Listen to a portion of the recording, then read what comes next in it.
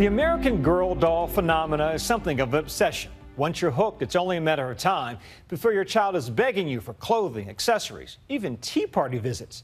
And it can add up to a small fortune. How these dolls are big business, raking in millions every year. Here's ABC's David Wright. If you don't know any girls of a certain age, you might have been spared this phenomenon. But if you do know any girls about Madeline's age, this one is funny. Just surrender. What are you going to tell Santa? To get Grace. Grace, this year's American Girl doll, available just for 2 more weeks in stores, and then she disappears onto eBay, where sold-out items like the Grace doll's French bakery set are already being scalped for a staggering $4,900. I like that one. For parents of little American girls, the American Girl doll can become an obsession, especially this time of year. You happy? An old-fashioned doll marketed like a collector's item at mega stores like this one on New York's 5th Avenue, American Girl Place. The company, founded in Middleton, Wisconsin 30 years ago by a woman named Pleasant Rowland, who eventually sold out to Mattel, the folks who make Barbie.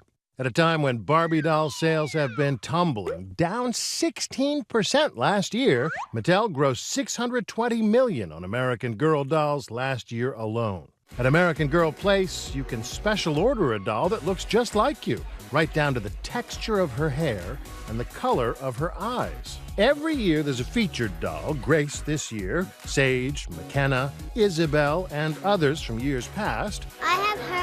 All of them and their accessories available only for 1 calendar year.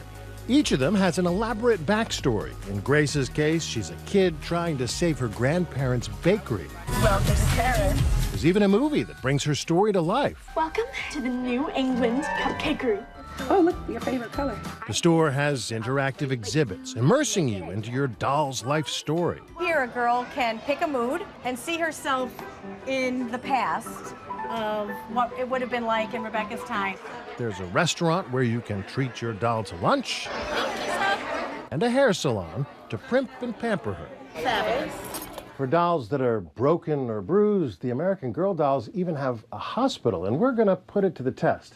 These are 2 actual dolls owned by my 2 older daughters. You can see that they have loved them a little too well. The haircuts and the makeup leave a little something to be desired. And we're going to see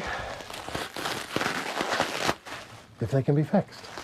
The package shipped off to Wisconsin, American Girl headquarters. Well-loved dolls.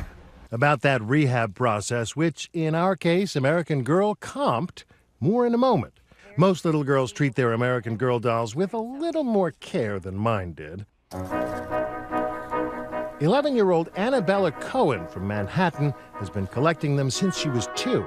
How many do you have here? Here is 31, but there are a couple out at my beach house. That's a lot of dolls.